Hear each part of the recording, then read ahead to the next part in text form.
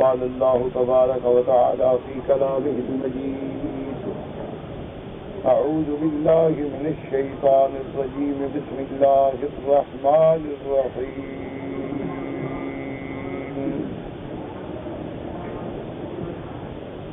سبحان الذي أسرى بعبده ليلا من المسجد الحرام إلى المسجد الأقصى الذي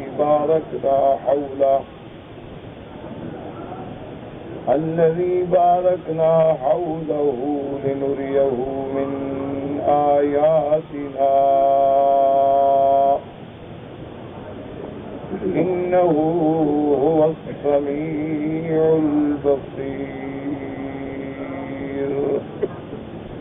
قال المؤلف المفسر رحمه الله تعالى: أدام النفع بعلومه وعلومكم في الدارين آمين، إلى أن قال. رواية حذيفة بن اليمان رضي الله تعالى عنه قال الإمام أحمد: حدثنا أبو النضر قال حدثنا سليمان بن شيبان عن عاصم عن زر بن حبيش قال: أتيت على حذيفة بن اليمان رضي الله تعالى عنه وهو يحدث عن ليلة أسري بمحمد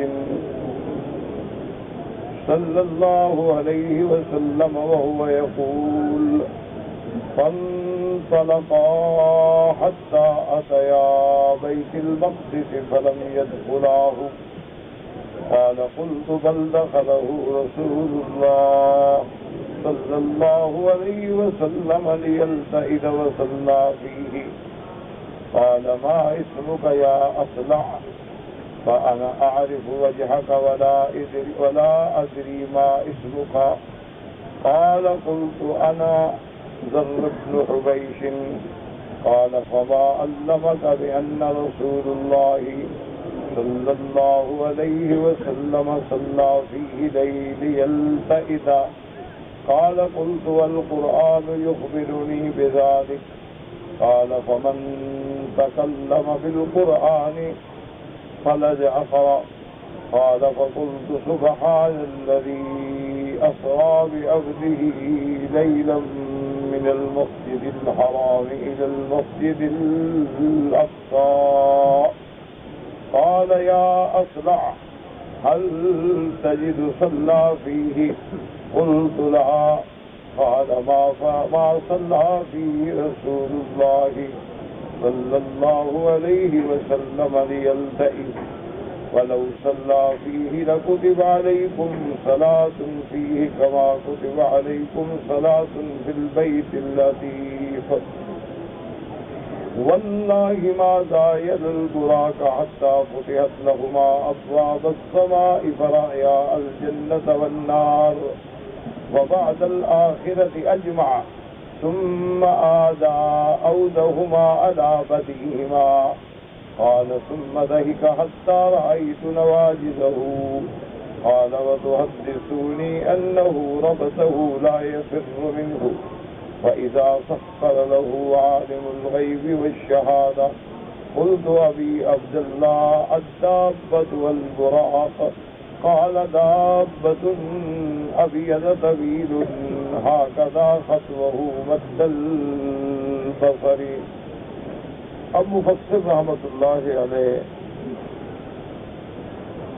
جیسا میں نے کل درس میں عرض کیا تھا کہ قصہ معراج اور اسراء ایک عظیم واقعہ ہے، عظیم معجزہ ہے، اور اللہ تبارک و تعالی کی عظیم آیات میں سے ایک عظیم آیت۔ اس لیے میں نے عرض کیا تھا کہ تمام صحابہ نے ایک وقت میں حضور صلی اللہ علیہ وسلم سے یہ قصہ مبارک نہیں سنا۔ بعض نے مکہ مبارک میں سنا، بعض نے مدینہ منورہ میں سنا، بعض نے ایک حصہ سنا ہے تو دوسرا حصہ نہیں سنا، بعض نے آخر میں سنا ہے تو اول میں نہیں سنا۔ اور یہ احتیاط ہوتی ہے صحابہ کی کہ وہ جس قدر بات سنتے ہیں اتنی ہی روایت کرتے ہیں، اس میں نہ ایک لفظ آگے بڑھائیں گے نہ ایک لفظ کم کریں گے۔ اب اس کی ایک مثال کہ حضور صلی اللہ علیہ وسلم نے اپنے حیات طیبہ میں حج فرض ہونے کے بعد صرف ایک حج پڑھا ہے۔ صلی اللہ علیہ وسلم نے حج فرض ہونے سے پہلے تو حج پڑھے ہیں، لیکن حج فرض ہونے کے بعد صرف ایک حج مبارک پڑھا ہے، وہی آپ کا پہلا حج ہے اور وہی حجۃ الوداع ہے، وہ آپ کا آخری حج ہے۔ حضور صلی اللہ علیہ وسلم نے 4 عمرے فرمائے،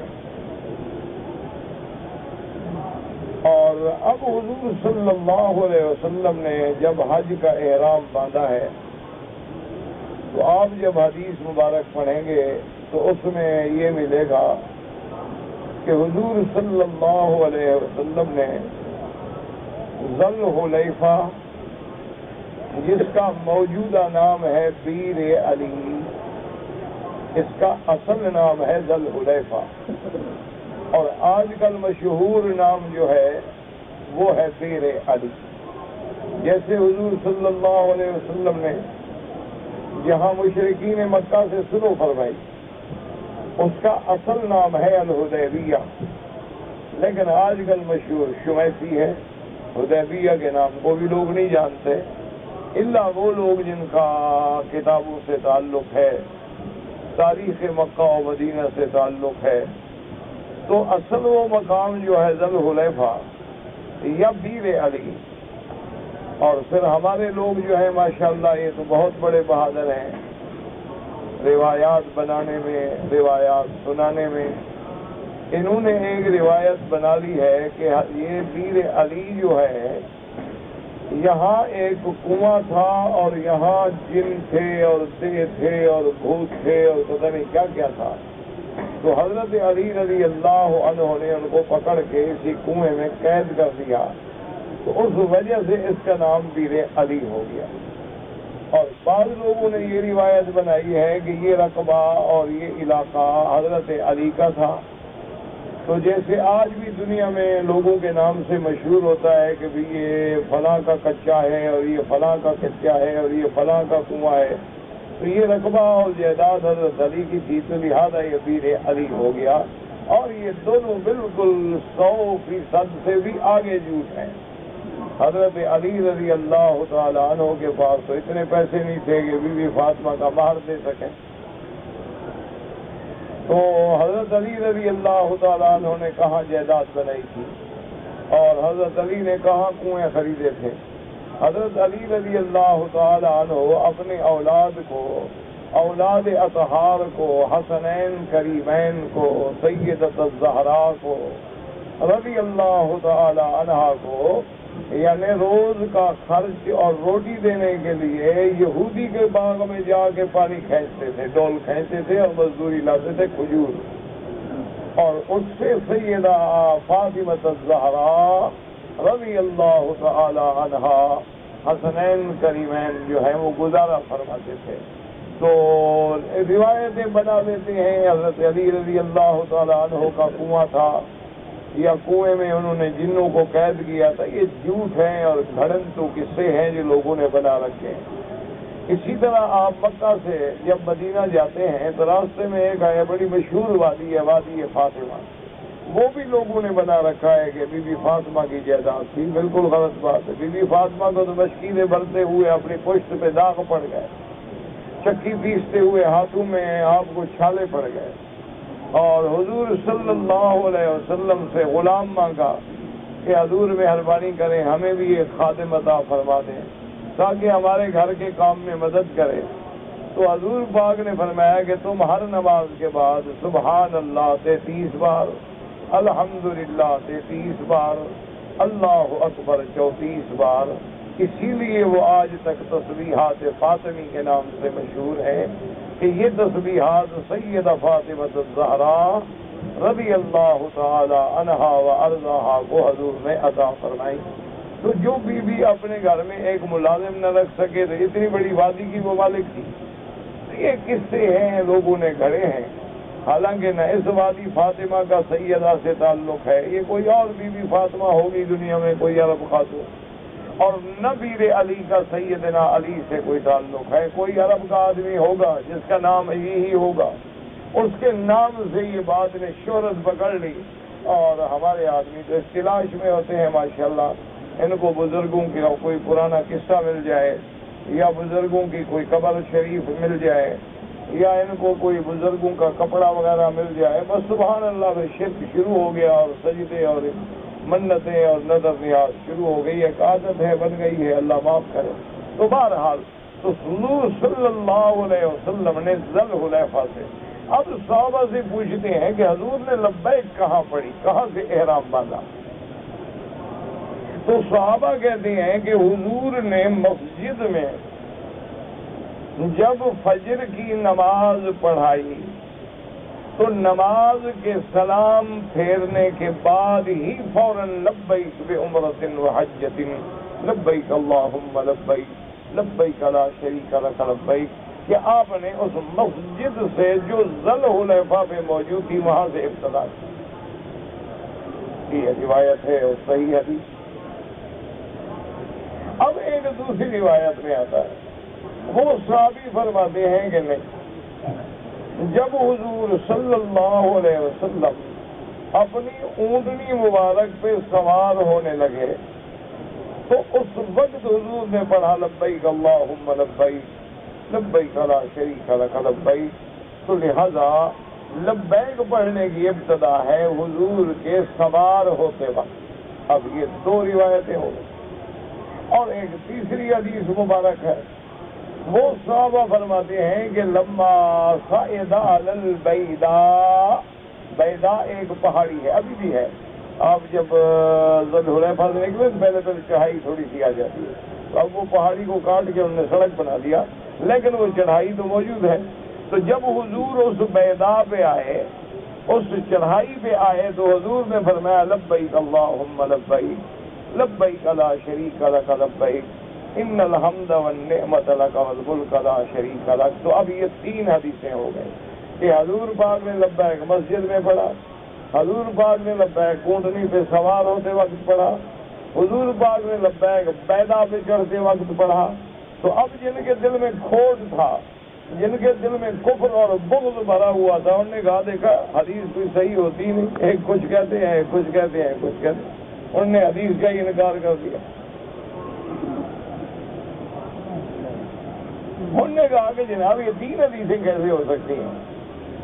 تو لہذا مطلب یہ ہے کہ حدیث صحیح ہوتی نہیں، کیونکہ 250 سال کے بعد یہ حدیث لکھی گئی ہے. تو 250 سال تک کس کو بات یاد رہی کہ حضور پاک نے کیا فرمایا تھا؟ وہ پوری نسل جو تھی سرکار دو جہاں کے وقت میں، وہ صحابہ ہی فوت ہو گئے. 120 سال تک صحابہ، آخری صحابی فوت ہوئے. تو انہوں نے کہا جناب 120 سال میں تو آخری صحابی فوت ہو گئے، حدیث لکھی گئی 250 ہے، تو اس کے بھی 140 سال بعد. تو یہ کس کو بات یاد رہ گئی؟ جنہوں نے سنی تھی وہ تو سارے فوت ہو گئے، 140 سال پہلے فوت ہو گئے. تو حدیث کیسے محفوظ ہو گئی؟ انہوں نے بالکل حدیث کا ہی انکار کر دیا، نعوذ باللہ ثم نعوذ باللہ. اور پھر کتابیں لکھی کہ ایک قرآن ایک ہوتے ہیں، دو نہیں ہوتے، ایک حدیث کو بھی قرآن مانو، قرآن کو بھی قرآن مانو. یہ دو قرآن نہیں، ایک ہوتا ہے.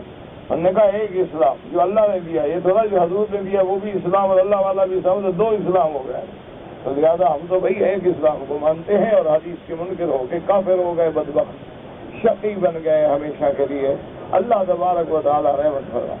اب جن کے دل میں حضور کی محبت ہے، صحابہ کی محبت ہے، محدثین کی محبت ہے، ائمہ دین کی محبت ہے، علماء کی محبت ہے، انہوں نے کہا میرا بھائی مسئلہ ہی مشکل نہیں ہے، کیوں بلا وجہ ٹکرے مار رہے ہو؟ جب حضور نے نماز پڑھی مسجد میں، اس زمانے میں چھوٹی سی مسجد تھی، کتنے صحابی اندر تھے مسجد کے؟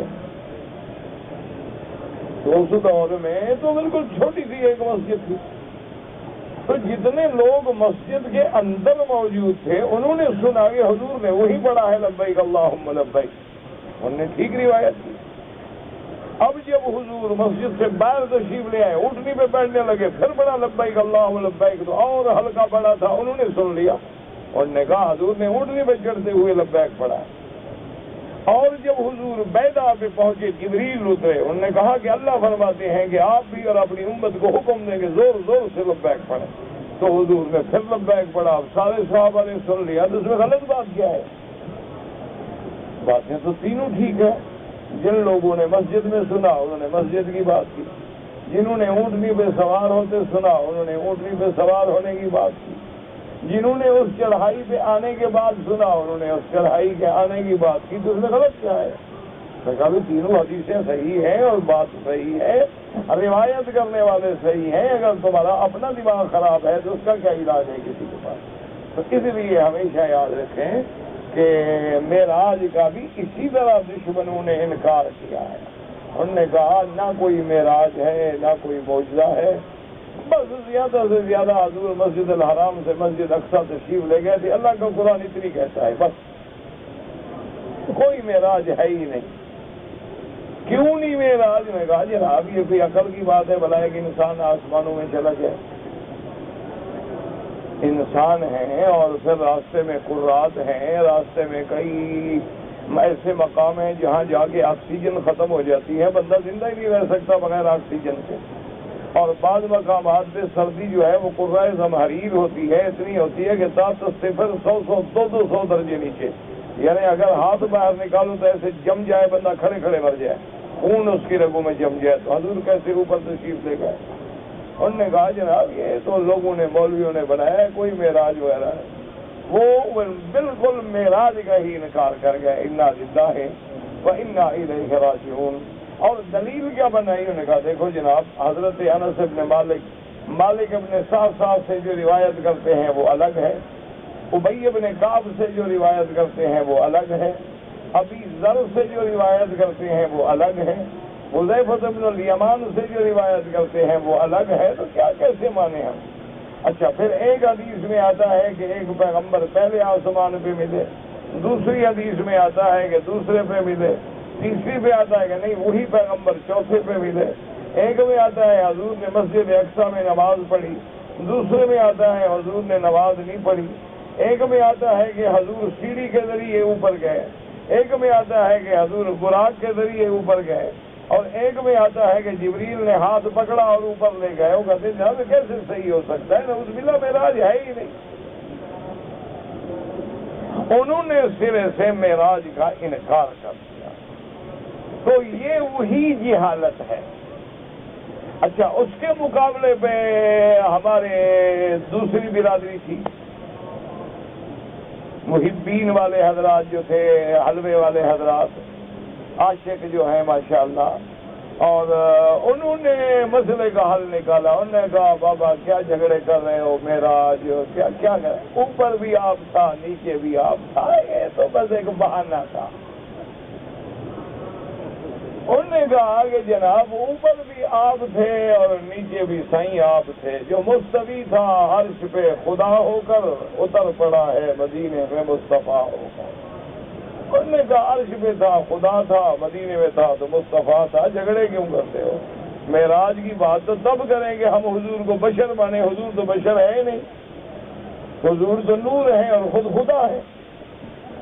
انہوں نے جناب پھر خود ایک روایت بھی بنائی، انہوں نے کہا کہ جب حضور سدرۃ المنتہا سے آگے تشریف لے گئے اور جبریل رہ گیا، تو بہت دیر کے بعد جبریل نے فکر کیا، سوچا کہ میں دیکھوں کہ سرکار کہاں تک تشریف لے گئے، تو اس نے جب اوپر دیکھا تو آپ تھے، خدا تھے، اور نے کہا بس حضور نیچے بھی آپ تھے اوپر بھی آپ تھے، بس ہمیں رگڑا دے رہے ہیں اور کیا۔ انہوں نے معراج کا یہ حل کیا، انہوں نے کہا خود خدا ہے، جب خدا ہے معراج کی ضرورت ہی نہیں۔ یعنی جنہوں نے معراج کا انکار کیا تھا انہوں نے کہا کہ انسان اوپر نہیں جا سکتا، انہوں نے کہا انسان ہے ہی نہیں، وہ تو خود خدا ہے۔ انہوں نے اس کا لیکن دونوں معراج کے منکر ہو گئے، معراج کے دونوں منکر ہو گئے، وہ عاشق بھی منکر ہو گئے، وہ گستاخ بھی منکر ہو گئے۔ انہوں نے خود خدا بنا دیا، انہوں نے ویسے ہی انکار کر دیا۔ تو معراج تو دونوں کے نزدیک غلط ہوا. معراج صرف علماء توحید، علماء حق، موحدین، علماء دیوبند اور وہ لوگ جن کو اللہ نے صحیح عقیدہ دیا، علماء نجد، علماء عرب، علماء حرمین، صرف وہ معراج کے قائل ہیں. وہ کہتے ہیں خدا خدا ہے، محمد مصطفیٰ محمد مصطفیٰ ہے. اللہ نے بلایا ہے اور محمد مدنی جانے والا ہے. معراج تو تب ہوگا نا ایک بلانے والا ہو اور ایک جانے والا ہو. باقی رہ گئی بات کہ جناب یہ کرے سے کیسے گزریں گے اور فلاں سے کیسے گزریں گے.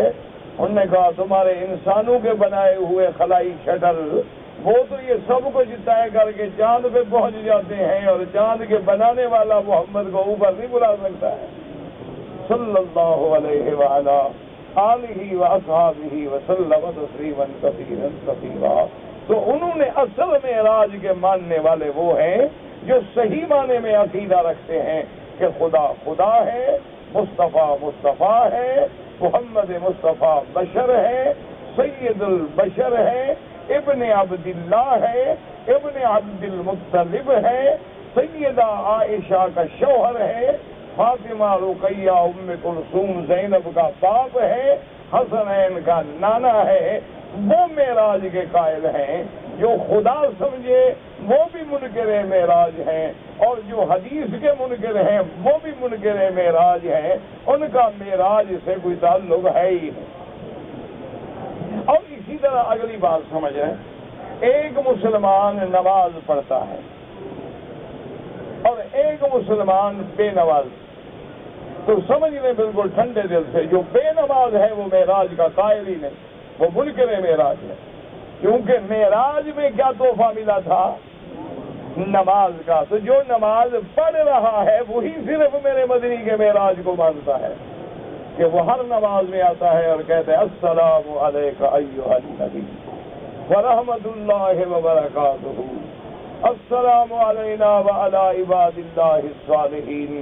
وہ وہی معراج والی رات کے فرمان کو یاد کر کے ہر نماز میں دہرا رہا ہے اور روزانہ 5 دفعہ محمد مدنی کے معراج کو مان رہا ہے اور 5 دفعہ معراج کو زندہ کر رہا ہے اور معراج کی حقیقت کو تسلیم کر رہا ہے. معراج کا ماننا جھنڈیاں لگانے سے نہیں ہوتا، معراج کا ماننا مٹھائیاں تقسیم کرنے سے نہیں ہوتا، معراج کا ماننا جلوس نکالنے سے نہیں ہوتا، معراج کا ماننا نعرے لگانے سے نہیں ہوتا، معراج کا ماننا بڑے بڑے بینر لگا دینے سے نہیں ہوتا. معراج کا ماننا نماز سے ہوتا ہے. معراج کا ماننا مسلمان کا اطاعت محمد مصطفیٰ سے ہوتا ہے صلی اللہ علیہ وعلا آلہ واصحابہ وسلم تسلیما کثیرا. اب جناب بات سمجھیں کہ صحابہ کی روایات مختلف کیوں ہیں. اس کی وجہ یہ ہے کہ حضور کا معراج جو ہے ایک تو ہے مکے میں اور روحانی معراج حضور کے اللہ عالم کتنے ہیں جو مدینے میں ہیں.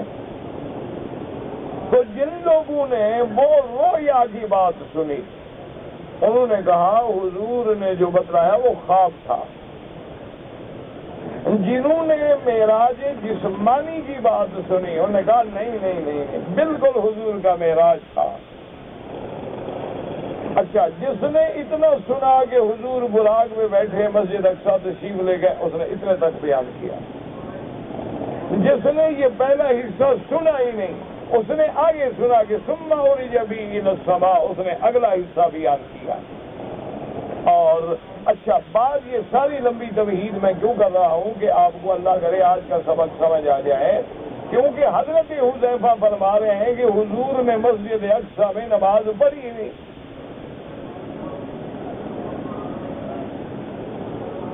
تو اب اختلاف ہو جاتا ہے کہ جناب کمال ہے. حضرت حذیفہ جیسا صحابی حذیفہ بن الیمان رضی اللہ تعالی عنہ صاحب سر رسول اللہ، یہ وہ صحابی ہے جو میرے محبوب کا رازدار ہے. اللہ کے نبی نے جو منافقین کے نام تھے صرف حضرت حذیفہ کو بتائے تھے اور فرمایا اور کسی کو نہیں بتانا. تو حضرت حذیفہ بن الیمان جو ہیں یہ تو رازدان نبوت ہے. اتنا بڑا بندہ کہتا ہے کہ حضور نے نماز نہیں پڑھی. وجہ کیا ہے؟ وجہ یہ ہے کہ جیسے بی بی عائشہ فرماتی ہے، جب بی بی عائشہ کو پوچھا گیا کہ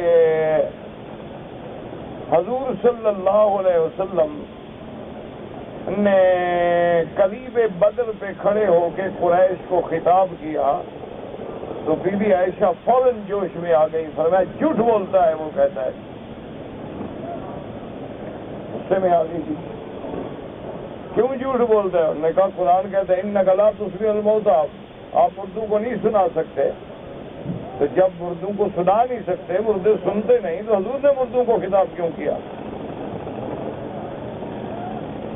تو بی بی عائشہ اس بات کی قائل ہی نہیں، وہ کہتی ہے مردے نہیں سنتے۔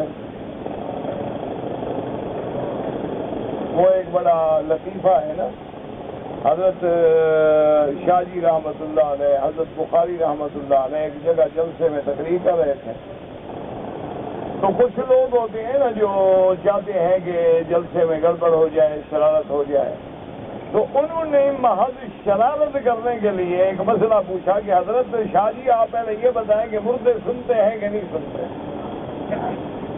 منع یہ تھا کہ حضرت جو بھی بات کریں گے پارٹیاں تو حیدر پڑیں گی، جھگڑا ہو جائے گا، ایک گروپ ہے جو کہتا ہے سنتے ہیں اور ایک گروپ ہے جو کہتا ہے نہیں سنتے ہیں، تو شاہ جی کوئی ایک بات تو کریں گے نا، تو جو جواب دیں گے تو اختلاف ہو جائے گا، جھگڑا ہو جائے گا، مقصد ہمارا حل ہو جائے گا، جلسہ فیل ہو گیا۔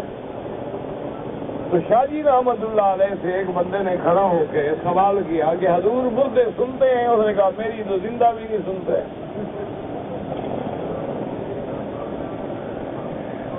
انہوں نے کہا تم مردوں کی بات کرتے ہو، میری تو زندہ بھی نہیں سنتے۔ انہوں نے کہا کیسے؟ انہوں نے کہا تم سنتے ہو؟ انہوں نے کہا بیٹھ جاؤ، بس بیٹھ گیا۔ انہوں نے کہا سنتے ہو نا؟ بس بیٹھ جاؤ، جو میں سناتا رہوں سنتے رہو، تو بات ہی ختم ہو گئی۔ تو اس لیے میں عرض کر رہا تھا کہ اب بی بی عائشہ کا ایک اپنا اجتہاد ہے، بی بی مجتہدہ ہے، عالمہ ہے، ذکیہ ہے، اس کا اجتہاد ہے بی بی صاحبہ کا۔ سیدہ عائشہ رضی اللہ تعالی عنہا، یعنی جس کے بارے میں حضور نے فرمایا خذوا نصف دینکم، آپ نے فرمایا کہ آدھا دین اگر سیکھنا ہو تو بی بی عائشہ سے سیکھ لو۔ تو بعض مسائل میں بی بی عائشہ جو ہے وہ مجتہدہ ہے، ان کا اجتہاد اس آیت کے مبارک تھا۔ اچھا، اور جو صحابہ کہتے ہیں کہ نہیں ہم نے خود حضور بدر کے میدان میں بدر کی فتح کے بعد اس کنویں پہ تشریف لے گئے جس کنویں میں وہ 70 کافر مردار ڈالے گئے، اور حضور نے وہاں کھڑے ہو کے فرمایا کہ حل وجدتم ما وعدکم ربکم حقا، کہ اے بدبختو اللہ کا وعدہ پکا پورا ہو گیا آج کے نہیں ہو گیا؟ تو حضرت عمر جیسا بندہ بول پڑا، اس نے کہا یا رسول اللہ یہ تو 3 دن ہو گئے ان کو ہم نے کنویں میں ڈالا ہے، یہ تو گل گئے، سڑ گئے، بدبوئیں اٹھ رہی ہیں، ان کو آپ خطاب کریں یہ بھی سنتے ہیں؟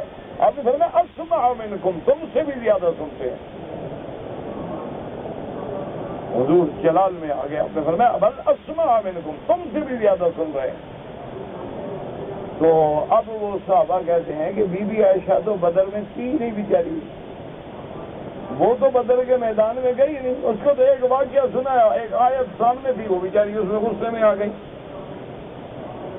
کہ قرآن کہتا ہے کہ لا تسمع الموتیٰ۔ تو اس لیے ہمیشہ یاد رکھیں کہ ایک صحابی کا اجتہاد ہے، کہ ایک صحابی کہتا ہے کہ حضور نے نماز پڑھی، حضرت حذیفہ نے کہا تمہارے پاس دلیل کیا ہے؟ اس نے کہا قرآن ہے۔ اس نے کہا پڑھو۔ اس نے کہا سبحان الذی اسریٰ بعبدہ لیلا من المسجد الحرام الی المسجد الاقصی۔ اس نے کہا یہ کہاں لکھا ہے کہ حضور نے نماز پڑھی؟ اس میں سے اتنے لکھا ہے نا کہ مسجد الحرام سے مسجد اقصی تک گئے، تو نماز کا ذکر ہے؟ تو اس نے کہا جی ہاں نماز کا ذکر تو نہیں ہے۔ تو وہ صحابی پوچھنے والا جو تھا نا بیچارہ، کچھ اس کے بال بھی میری طرح نہیں تھے، تو حضرت حذیفہ نے محبت سے یہ بھی کہا کہ گنجے پڑھو قرآن۔ تو اس نے پڑھا تو انہوں نے کہا ہے نماز؟ کا نہیں ہے نماز، کا نہیں پڑھی ہے تو اللہ اکبر کبیرہ والحمدللہ. بس حضور اور جبریل تشریف لے گئے تھے اور بیت المقدس سے سیدھے آسمان پہ چلے گئے. تو اب جو لوگ یہ احادیث مبارک پڑھتے ہیں نا وہ گھبرا جاتے ہیں کہ یہ کیا بات ہے، حالانکہ بالکل ٹھیک ہے. اسی لیے یاد ہوگا آپ کو پہلے دن کے سبق میں، اگر کیسٹ ہو تو سن لینا، میں نے کہا تھا کہ اختلاف ہے کہ حضور نے جاتے ہوئے نماز پڑھی یا واپسی پہ نماز پڑھی. میں نے کہا تھا کہ راجح بات یہ ہے کہ واپسی پہ نماز پڑھی، جاتے ہوئے نہیں پڑھی. تو جب جاتے ہوئے نہیں پڑھی، حضرت حذیفہ بھی ٹھیک کہہ رہے ہیں، صحابی بھی ٹھیک ہے کہ حضرت حذیفہ جو کہہ رہے ہیں کہ حضور نے نماز نہیں پڑھی، مانا جاتے ہوئے نماز نہیں پڑھی.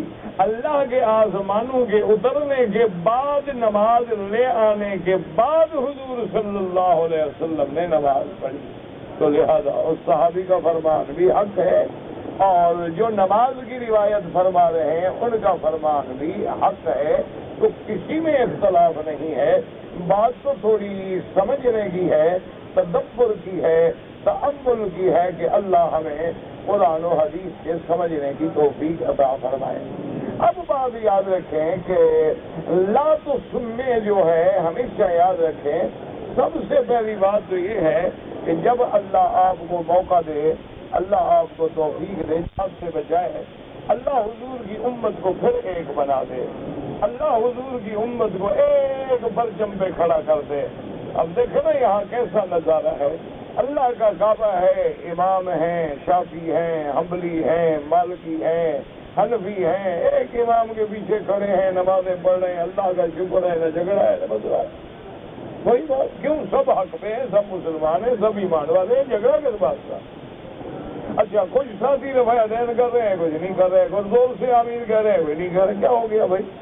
یہ تو اعلیٰ اولیٰ کے مسئلے ہیں کہ کفر اسلام کی تو جنگ ہے ہی نہیں کہ اس پہ آدمی لڑتا رہے اور جھگڑتا رہے. یہ تو اللہ کے مسئلے ہیں کہ بعض ائمہ کے نزدیک کرو تو افضل ہے، بعض کے نزدیک نہ کرو تو افضل ہے. امام ابو حنیفہ رحمۃ اللہ علیہ جو کہ بہت زیادہ مدقق ہیں، وہ کہتے ہیں کہ بھی ایک حدیث مجھے دکھا دو جس میں حضور نے کہا ہو کہ کرو تو میں کروں گا.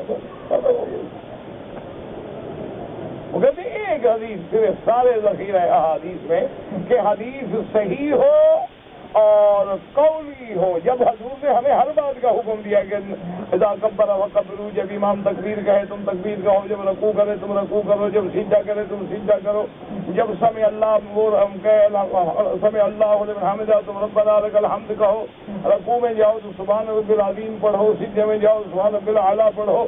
یہ سارا حضور نے سمجھا دی. یہ بھی کہتے تھے کہ رفع دین کرو. وہ کہتے ہیں بالکل ایک حدیث دکھا دو قولی ہو، فعلی نہ. بات تو سمجھے، قول اور فعل میں بڑا فرق ہوتا ہے.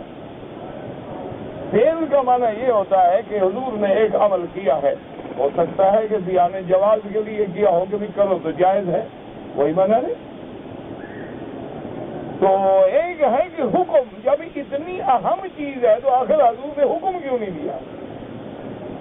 ہر بات کا تو حکم دیا ہے، اس کا حکم کیوں نہیں دیا ہے؟ انہوں نے کہا بالکل آمنا و صدقنا، جو کرتے ہیں فعل رسول ہے، آمنا باللہ، اس کا ہمیں کوئی انکار نہیں.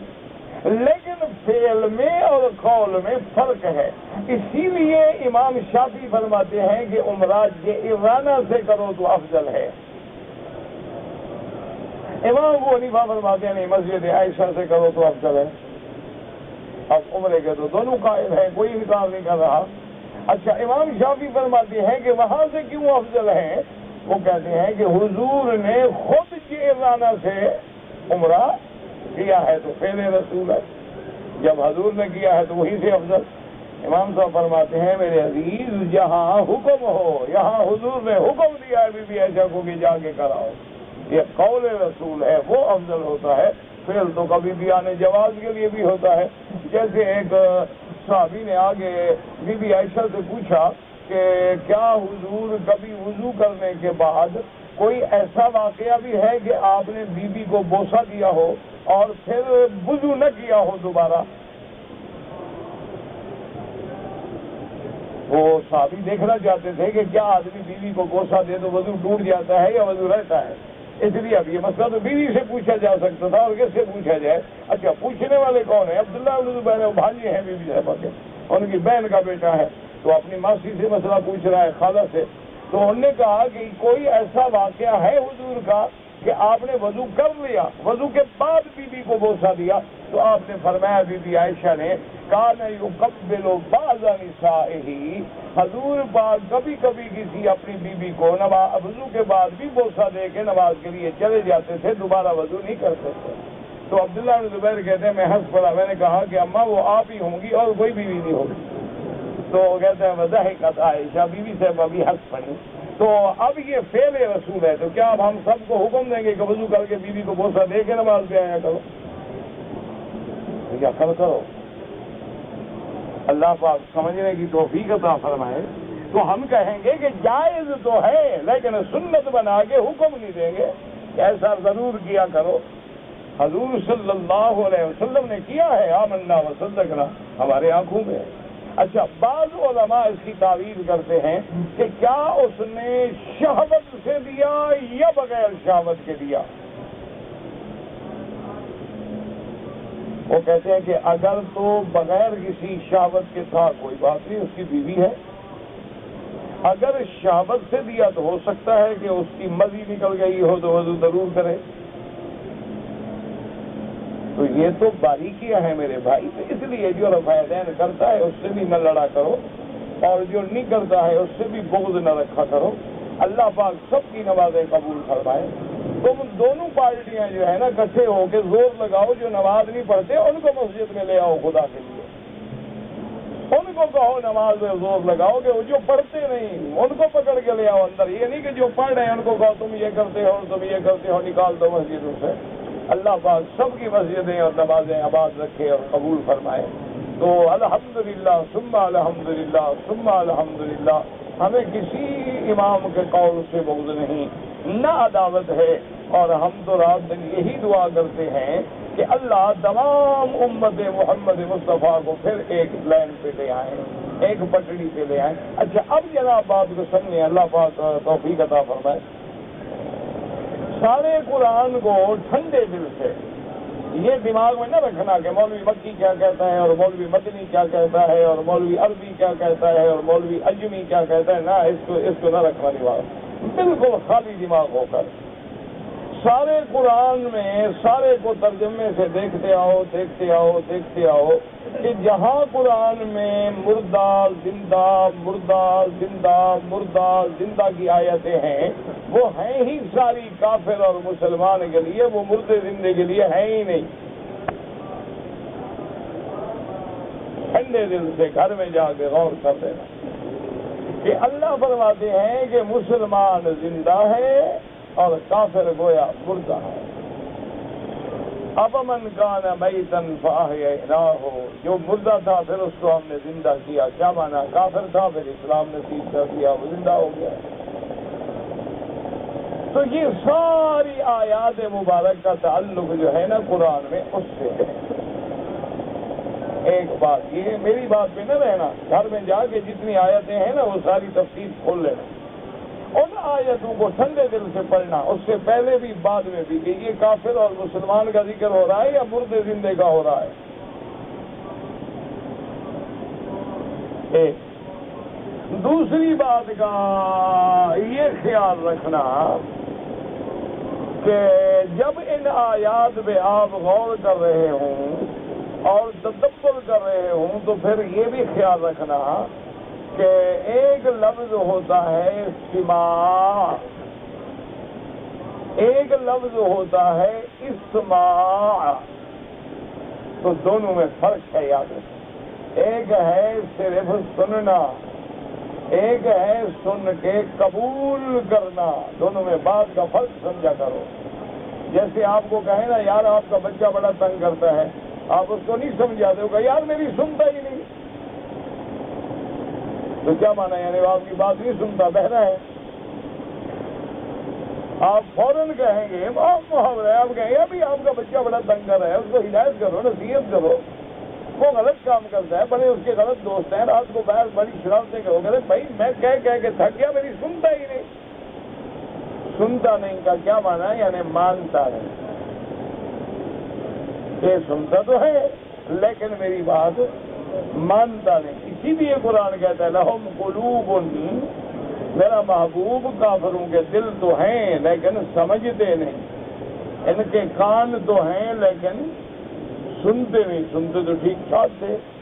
تو کیا مانا؟ جب مانتے نہیں تو گویا سنتے ہی نہیں۔ ان کی آنکھیں ہیں دیکھتے نہیں، اتنی بڑی بڑی آنکھیں نہیں کافروں کی۔ کیا مانا کہ صراط مستقیم میں نہیں چلتے تو گویا دیکھتے نہیں۔ تو اس لیے قرآن یہ کہہ رہا ہے کہ میرا محبوب ان مردوں کو اب آپ سنوا کے کوئی عمل تھوڑا کروا سکتے ہیں، مر گئے، بات ختم ہو گئی۔ عمل دنیا میں تھا، اب آخرت میں کوئی عمل نہیں ہوگا کہ اب آپ کی بات سن کے نماز پڑھنی شروع کر دیں گے، یا آپ کی بات سن کے اب کلمہ شریف پڑھ لیں گے۔ اب ان کے سننے کا کوئی فائدہ نہیں، اس لیے کہ وہ اس پہ عمل نہیں کر سکتے ہیں، موت سے عمل منقطع ہو جاتا ہے۔ تو اس لیے بلا وجہ جھگڑوں میں نہ پڑا کریں۔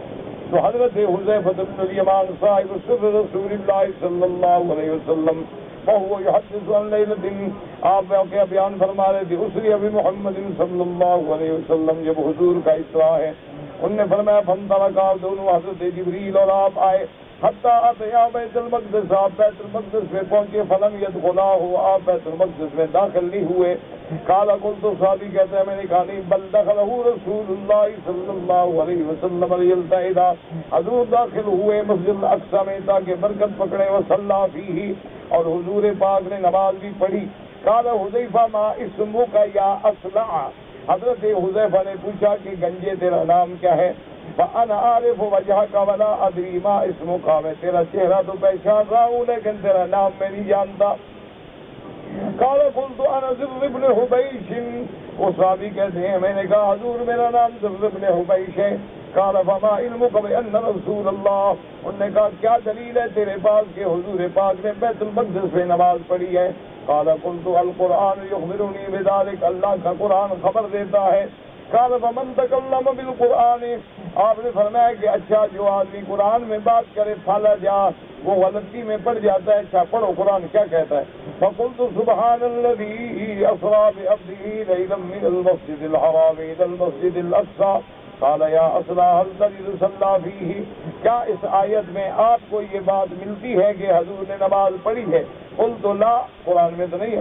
تو کہا واللہ ما صلی فیہ رسول اللہ صلی اللہ علیہ وسلم لیلتئذا، حضور پاک نے وہاں یعنی اس مقام سے برکت حاصل کرنے کے لیے نماز نہیں پڑھی ہے۔ ولو صلی فیہ لکتب علیکم صلاۃ فیہ، اگر حضور نے نماز پڑھی ہوتی تو تم پر بھی اللہ وہاں نماز پڑھنا فرض کر دیتے، جیسے کہ حضور نے مسجد بیت العتیق یعنی کعبہ شریف میں نماز پڑھی ہے۔ اصل بات یہ ہے کہ واللہ ما زال البراق حتی فتحت لہما، حضور پاک اسی طرح براق پہ سوار رہے اور آسمانوں پہ گئے، آپ کے لیے آسمانوں کے دروازے کھلے گئے۔ فرایا الجنت والنار، آپ نے جنت دیکھی، آپ نے دوزخ دیکھی، اور جو اللہ پاک کے بعد ہیں وعید ہیں سارے دیکھے۔ ثم آذا اودہما علی بطنہما، پھر اسی طرح واپس آئے۔ قال ثم ضحك حتى رأيت نواجذه، اس کے بعد آپ ہنسے۔ قال وتحدثوني انه ربطه لا يفر منه، انہوں نے کہا آپ لوگ یہ بھی قصہ سناتے ہیں کہ براق کو باندھا گیا، بس اللہ جس اللہ نے براق بھیجا تھا، اللہ کا بھیجا ہوا براق بھاگ جاتا کہ آپ نے باندھا تھا۔ انہوں نے کہا تو اللہ نے مسخر کیا تھا نا براق، تو جب اللہ نے تابع کر دیا ہے۔ قلت ابا عبد اللہ دابت البراق قال دابت ابيض طويل، ہاں ایک جانور تھا لمبا تھا، ہاں کذا خطوبہ مد البصری، اور اس کی نظر جہاں پڑتی تھی وہاں قدم تھا۔ رواه ابو داود والطیالسی عن عماد بن سلمة عن عاصم به، ورواه الترمذي والنسائي بالتفسير من حديث عاصم وهو ابن ابي النجود به، وقال الترمذي حسن، وهذا الذي قاله حذيفة رضي الله عنه نفي ما اثبته غيره عن رسول الله صلی اللہ علیہ وسلم من ربط الدابة بالحلقة من الصلاة ببيت المقدس مما سبق، وما سبق مقدم على قوله۔ اب مفسر رحمۃ اللہ علیہ فرماتی ہیں کہ حضرت حذیفہ کے اس قول سے ایک تو براق کے باندھنے کی بات کی نفی ہوتی ہے، ایک حضور کے نماز پڑھنے سے نفی ہوتی ہے، لیکن باقی روایات میں آپ کا براق باندھنا بھی ثابت ہے اور نماز پڑھنا بھی ثابت ہے. وہی روایات جو مقدم ہے وہ زیادہ صحیح ہیں. اللہ تعالی عالم. اللہم صلی علی محمد وعلی آل محمد وبارک وسلم. نمازی کے آگے سے نہ گزریں، مسجد الحرام میں بھی نہ گزریں. مجبوراً گزرنا ہو تو سجدے کی جگہ پہ پاؤں نہ آئے، تھوڑا دور ہو کے گزریں. کہتے جی کہ مزدلفہ اور مینا کو کیوں مزدلفہ مینا کہتے ہیں؟ مینا کہتے ہیں جہاں خون بہایا جائے، الذی تحراق بہ الدماء، اور مزدلفہ کہتے ہیں جہاں لوگوں کی بھیڑ آئے اختلاف و عرفات سے. جمعہ والے دن کتنی رکعتیں پڑھیں؟ امام ابو حنیفہ رحمۃ اللہ علیہ کے نزدیک جمعہ کی نماز سے پہلے 4 رکعت سنت اور جمعہ کے بعد 4 رکعت یا 6 رکعت. میری بیوی سے بہت محبت ہے، لیکن بیوی کہتی ہے کہ داڑھی منڈا ڈالو، تو پھر اس کا مطلب ہے یعنی حضور سے بھی آپ کو بیوی سے زیادہ محبت ہے. اور حضور کا ایک فرمان یاد رکھو، حضور فرماتے ہیں وہ بندہ مومن ہی نہیں ہو سکتا جب تک ساری کائنات سے زیادہ پیارا محمد مصطفیٰ نہ ہو. تو اب آپ کی مرضی، بیوی سے محبت نبھاؤ یا محمد مصطفیٰ سے نبھاؤ، تمہاری مرضی.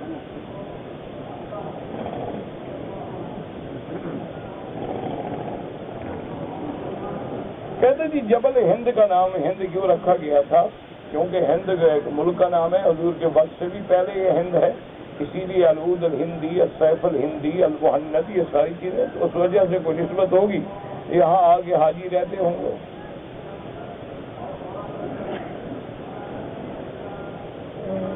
ہم مدینے سے احرام باندھ کے آئے، میری بہن کو حیض آ گیا، وہ اسی طرح مکان پہ رہے. جس دن اس کے عادت کے دن گزر جائیں غسل کرے اور اپنا عمرہ پورا کرے. اگر عورت اکیلے طواف صفا کرے بالکل کر سکتی ہے. اگر عورت نفلی طواف کرے تو چہرہ ڈھکا ہوا ہو، آج کل ڈھکا ہوا ہو چونکہ لوگوں کا رش ہے اور لوگ کبھی بھی خالی نہیں ہوتے.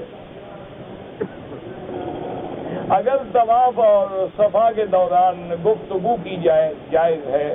اگر پانی کی پیاس لگے پی سکتے ہیں، لیکن بلا ضرورت باتیں نہ کریں.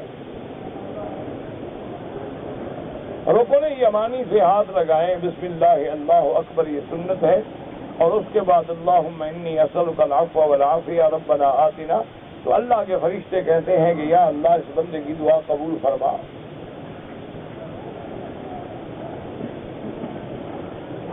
کی حالت میں طواف کرتے ہوئے جب 7ویں چکر میں کالی پٹی پہ پہنچا تو 2-4 قدم آگے گیا. پھر خیال آیا کہ نیت کے الفاظ مکمل نہیں کیے تھے. اللہ کے بندے نیت کے کیا الفاظ ہوتے؟ طواف کیوں کر رہے تھے آپ؟ نیت ہی تو کر رہے تھے، الفاظ کہنے کی کوئی ضرورت نہیں ہوتی. ابھی آپ جائیں طواف کرنے، نیت ہے تو جا رہے ہیں، بس بسم اللہ اللہ اکبر ختم. یہ تو ایک رواج بن گیا ہے نا.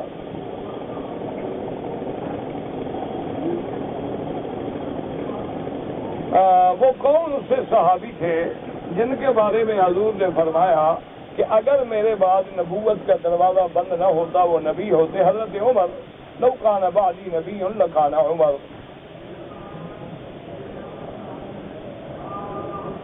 قضا نمازیں کیسے پڑھیں؟ جیسے ادا پڑھتے ہو اسی طرح پڑھیں. اگر ہمارے رشتہ دار فوت ہو گئے ان کے لیے عمرہ کریں، بالکل انشاءاللہ کریں. عمرہ کر کے دعا کریں اللہ ان کو ثواب دے.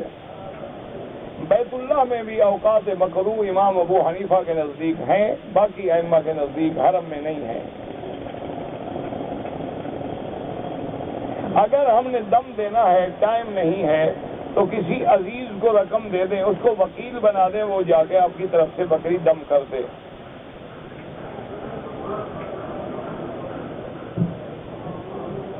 میں نے اپنی گھر والی کو ایک آدمی سے کہا کہ پردہ کیا کرو، وہ ناراض ہو گئی، اس کی بے وقوفی ہے. آپ سختی سے بھی حکم دے سکتے ہیں. اللہ نے قرآن میں حکم دیا ہے کہ آدمی حق بات کے لیے بیوی کو مار بھی سکتا ہے. وَاضْرِبُوهُنَّ وَاهْجُرُوهُنَّ فِي الْمَضَاجِعِ. ایک آدمی نے غصے میں بیوی کو طلاق دی تو محبت میں کبھی کسی نے طلاق دی ہے؟ جب بھی دے گا غصے میں ہی دے گا، بغیر غصے کے آج تک کسی نے طلاق دی ہے؟ بالکل ہو جاتی ہے جناب، غصہ ہو یا کچھ ہو۔ قبرستان میں صدقہ کرنا جائز ہے، یہ جو رواج بن گیا ہے بالکل ناجائز ہے، بدعت ہے۔ آپ نے خیرات کرنی ہے، ثواب اللہ نے دینا ہے، یہ تو نہیں قبرستان میں کرو گے تو جلدی پارسل پہنچ جائے گا۔ یہ تو ایسے لوگوں نے رواج بنا رکھے ہیں بس۔ وضو میں بسم اللہ نہ کہیں، وضو تو ہو جائے گا، لیکن ضروری ہے کہ اچھے کام کو بسم اللہ سے شروع کیا جائے۔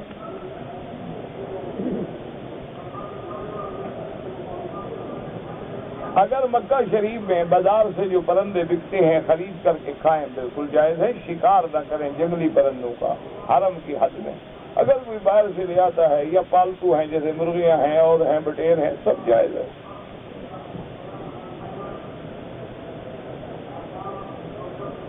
جو عورت پردہ کرتی ہے وہ احرام کی حالت میں بھی پردہ کرے، احرام کی حالت میں چہرہ کھلا رکھے، لیکن اگر غیر محرم مرد سامنے ہوں تو کپڑا لٹکا لے۔ جو لوگ فوت ہو گئے وہ میں نے ابھی بتا دیا ہے، یہ بھی وہی فوت ہونے والے کا مسئلہ ہے۔ جو جہاد کشمیر کر رہے ہیں وہ درست ہے، بالکل درست ہے، کافروں سے لڑ رہے ہیں، اس جہاد میں تو شک ہی نہیں، وہ تو براہ راست ہندوؤں سے لڑائی ہے۔ کسی اور جگہ تو کوئی بہانہ کوئی تعویل ہو سکتی ہے، کشمیر میں تو کوئی تعویل ہی نہیں ہو، تو سیدھی کافروں سے لڑائی ہے۔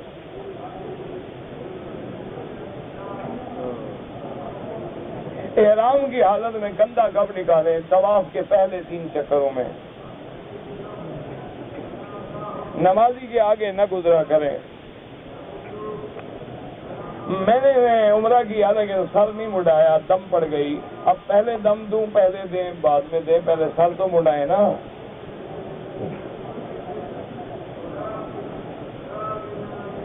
اختلاف ہوا، میری بیوی نے مجھ سے طلاق مانگی، میں نے 3 دفعہ طلاق لکھ کے بھیج دی، بس کام پکا کر دیا، مسئلے پوچھنے کی کیا ضرورت ہے؟ پہلے پوچھا کرو اللہ کے بندے۔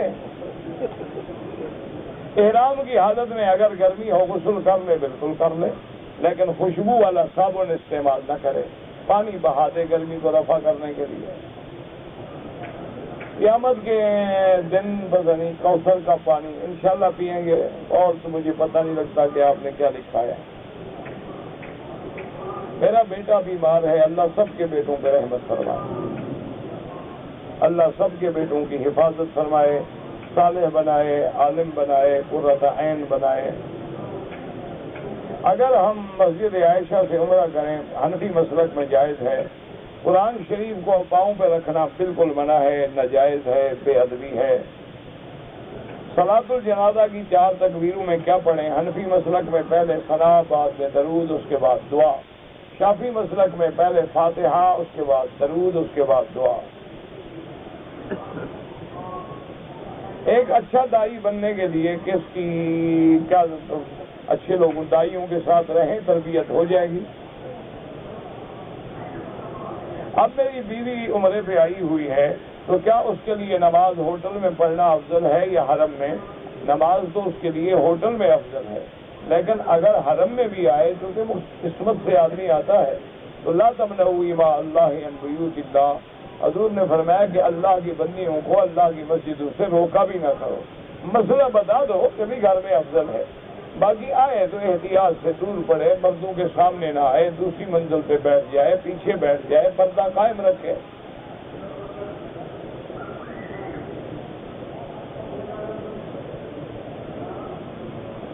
میں حنفی مسلک پہ چلتا ہوں تو مجھے فاتحہ پڑھنی ہے نماز میں؟ نہیں، حنفی مسلک میں امام کا پڑھنا کافی ہے۔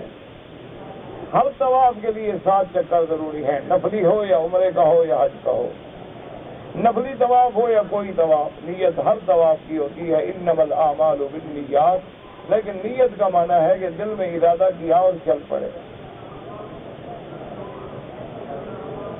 حرم میں غیر مسلموں کا داخلہ منع ہے، ہاں بالکل منع ہے، لیکن بعض شیعہ حضرات آتے ہیں تو آپ کے پاس کیا دلیل ہے کہ وہ غیر مسلم ہیں؟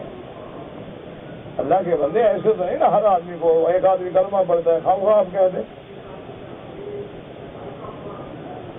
یہ تو دیکھنا پڑے گا کہ کون قرآن کا منکر ہے، کون نہیں ہے، کون بی بی عائشہ پہ تبرہ کرتا ہے، کون نہیں کرتا. اس تفصیل میں پھر کون جائے گا؟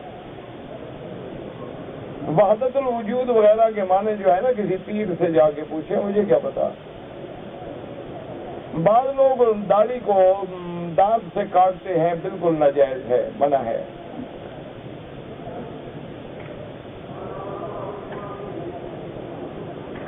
محرم کے ہوتے ہوئے عورت اپنی پھپھی وغیرہ کے ساتھ مل کے طواف کرے، بابا بالکل طواف جائز ہے.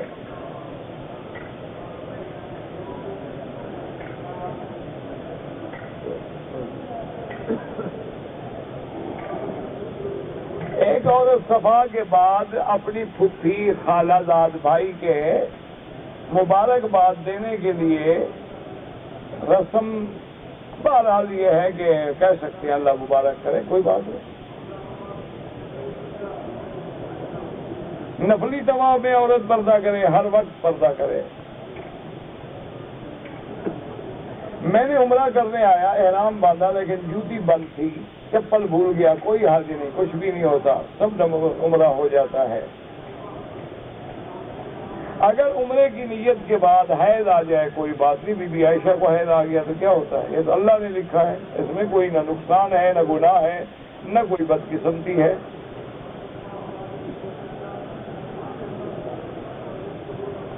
آپ نے اگر ناپاکی کی حالت میں عمرے کی نیت کر لی، مکہ پہنچنے کے بعد ایک دن گزرا، پاک ہو گئیں، لیکن دیکھنا یہ پڑے گا کہ آپ کی عادت کتنے دن تھی. اگر عادت 3 دن تھی تو 3 دن پورے کرنے تھے، 7 دن تھی تو 7 دن پورے کرنے تھے. اگر وہ دن پورے نہیں کیے اور عمرہ کر لیا تو دم پڑ گئی کہ گویا آپ نے ناپاکی میں عمرہ کیا ہے.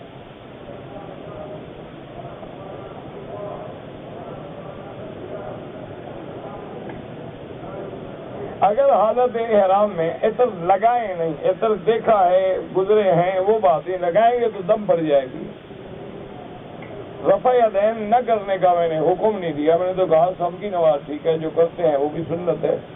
اگر آپ کو یہ حکم سمجھ آیا ہے تو کیسٹ موجود ہے، اس کو ذرا توجہ کر کے پھر سن لیں. 4 امام حق پہ ہیں، بالکل حق پہ ہیں. یہ 8 دروازوں سے جو آدمی حرم آ رہے ہیں، کس کی نماز غلط ہے؟ یہ 4 امام ہمیں لاتے کہاں ہیں؟ حضور کے دروازے پر.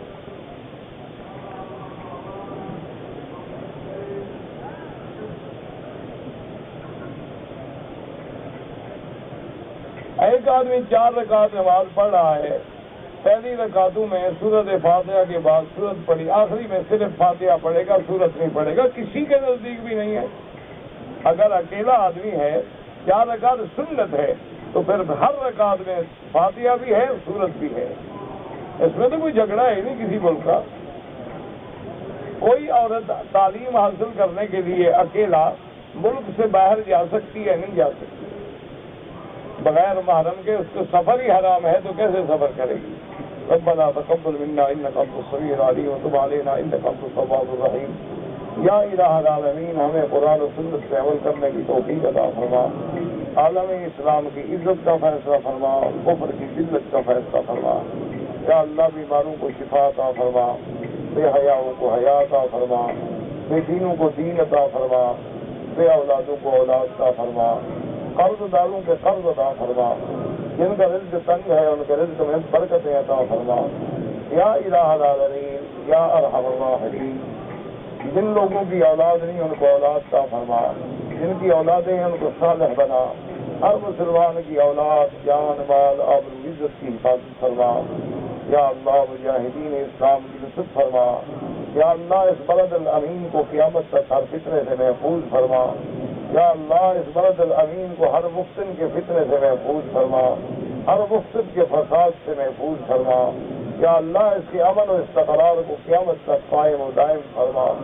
اللہم ربنا تقبل منا انک انت السمیع العلیم وتب علینا انک انت التواب الرحیم. اللہم انا نسألک من الخیر کلہ عاجلہ وعاجلہ ما علمنا منہ وما لم نعلم. اللہم انا نعوذ بک من الشر کلہ عاجلہ وآجلہ ما علمنا منہ وما لم نعلم. یا الہ العالمین، یا ارحم الراحمین، یا اللہ مسلمان جس ملک میں ہیں، یا اللہ عرب میں ہیں، عجب میں ہیں، یا اللہ ان کی جان مال آبرو عزت کی حفاظت فرما، یا اللہ مسلمانوں سے اپنے عذاب رفع فرما، یا اللہ مسلمانوں سے اپنے عذاب رفع فرما۔ اللہم لا تہلکنا بذنوبنا، اللہم لا تعذبنا بذنوبنا، اللہم ثبتنا علی الایمان، اللہم ارزقنا حسن الختام، اللہم اجعل ایامنا خیر ایامنا آخرہا، ربنا آتنا فی الدنیا حسنۃ وفی الآخرۃ قنا عذاب النار۔ صلی اللہ تعالی علی خیر خلقہ سیدنا محمد و آلہ و صحبہ اجمعین۔